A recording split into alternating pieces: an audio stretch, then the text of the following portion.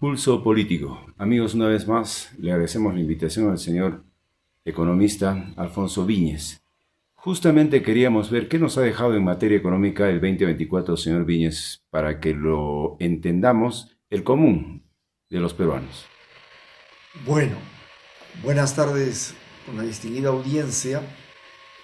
El Perú, al 31 de diciembre del 2024, ha terminado con casi todas sus cifras en positivo. Tenemos el crecimiento, más de 3%, una inflación controlada dentro del rango meta del 2.5%, con unas reservas internacionales de casi 85.000 millones, con unas exportaciones que superan los 75.000 millones de dólares. Es decir, la economía de mercado en el Perú está funcionando. La libre competencia, la libre empresa, la libertad económica está comenzando a dar resultados. Sin embargo, hay malos resultados en lo que se refiere al déficit fiscal. Es decir, en toda familia, en toda empresa, en todo un país, nadie puede gastar más de sus ingresos. Y el Perú peligrosamente está llegando a un déficit del 4%. Es decir, se está gastando 4% más de los ingresos. Y si analizamos ¿por qué ha crecido ese gasto? Es por culpa de los políticos. El poder ejecutivo, el poder legislativo, están contratando a personas que no tienen el currículum, ni el perfil, ni los méritos para los cargos que están ocupando. Es decir, es un despilfarro de nuestros impuestos que pagamos los más de 30 millones de peruanos. Es un despilfarro en pagar servicios de personas que no cumplen el perfil, sino que es un pago de favores, es un acto de corrupción de contratar a personas que son sus allegados políticos o sus familiares. Esto es gravísimo.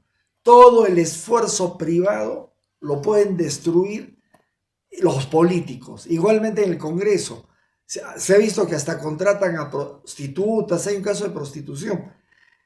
Lo de menos es que sean prostitutas. Lo grave es que son personas que no son idóneas para manejar el país. Son personas que no son idóneas para ejercer esos cargos de asesoría a las personas que tienen que tomar decisiones sobre leyes, sobre controles en nuestro país. Entonces, los buenos resultados se veían empañados por culpa de los políticos, tanto del Poder Ejecutivo y Poder Legislativo. Tenía un comentario muy importante, señor Viñez, quisiera yo también que nos explique. En ediciones anteriores usted dijo de que una de las principales causas de que no funcionan los gobiernos locales o regionales era por falta de personal técnico altamente calificado. Es decir, como usted dice, se contrata al compadre, al amigo, al sobrino y por eso no hay progreso. Un diario nacional en temas de economía ha dicho que se ha devuelto, señor Viñez, el año pasado 2024 alrededor de 6.000 millones de soles de los municipios, 1.891 municipios del Perú. Lo que usted había mencionado, y ese diario especializado en economía dice que ese es el tema, que no se contrata gente especializada. ¿Cuál es su comentario? Bueno, nosotros ya meses atrás lo dijimos. Ujú. Los gobiernos regionales, tanto el de Arequipa como el del Perú, estaban usando su poder no para desarrollar sus regiones, sino para contratar gente sin capacidad profesional, sin principios morales, para los principales puestos. Es decir, están usando los gobiernos regionales para pagar favores a las personas que les financiaron la campaña o les apoyaron a la campaña y no tienen ningún conocimiento. Es decir, los actos de corrupción llevados al extremo. Ahora, precisamente, imagínese devolver 6.000 millones de soles que no se han podido gastar. y solo 3 regiones han superado el 70% de su inversión pública. Esto nos da a conocer nítidamente que no son capaces las personas que trabajan en los gobiernos regionales. Solo 3, señor Viñez. Exactamente. Y mire, tantas necesidades que hay en salud, por ejemplo, en infraestructura de salud, en educación, en infraestructura de pistas, de carreteras, de puentes, que son tan necesarias para el desarrollo del país.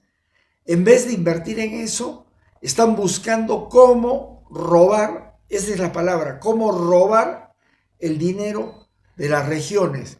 Por lo tanto, como no, a veces es decir, no tienen éxito en esos planes perversos, al final la plata se pierde y es devuelta al Estado porque la Contraloría les observa los proyectos mal hechos o proyectos sin el debido sustento.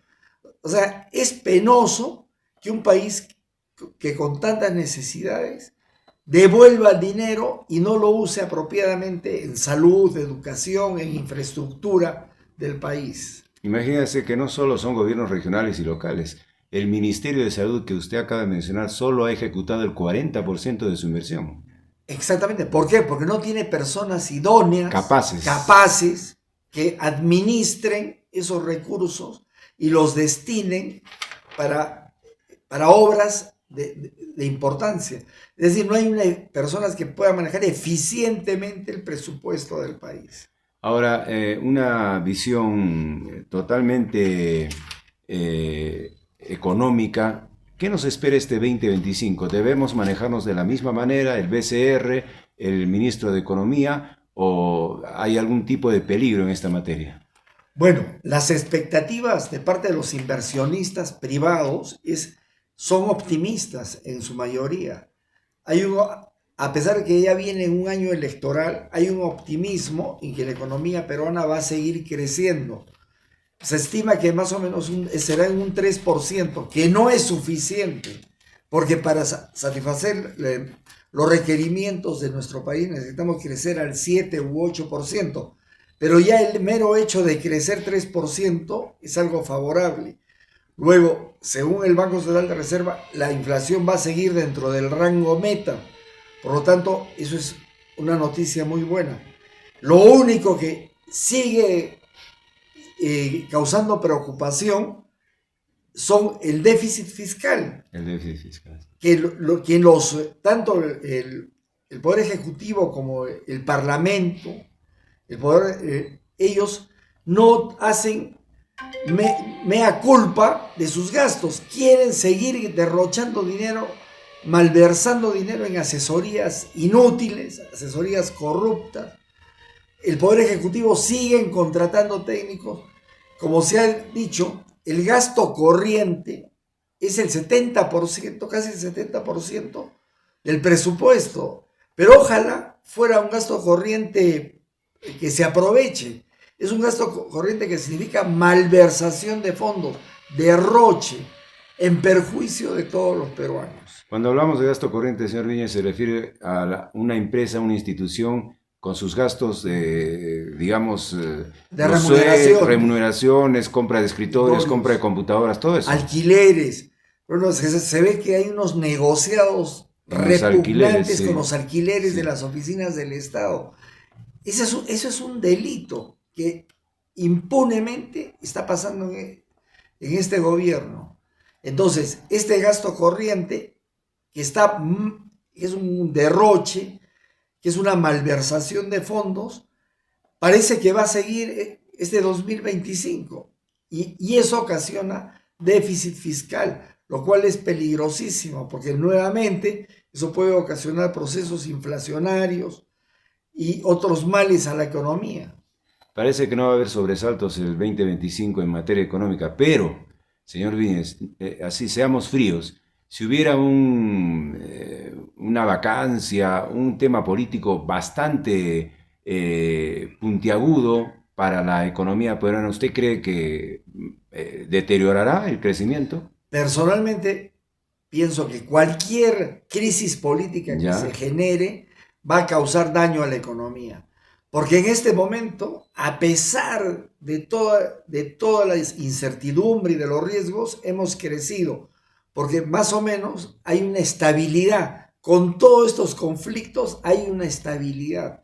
Romper esta estabilidad, faltando un año para las elecciones, sería hacerle un daño gravísimo al país. Y hay que dejar que esta señora, con todos sus vicios y errores, termine y convoque a las nuevas elecciones. Para terminar, señor Viñez, nos han llegado algunas preguntas que, bueno, recibimos a través de nuestra fanpage Pulso Político. ¿Por qué en los países de primer mundo los sueldos son tan altos y en países de tercer mundo como el Perú son tan bajos? Nos hacen una pregunta ese sector de Cerro Colorado. Bueno, una cosa importante que hay que revisar es el PBI, que es el Producto Interno Bruto. Todo país tiene un indicador que es el PBI, que es la suma de la producción de bienes y servicios de la economía.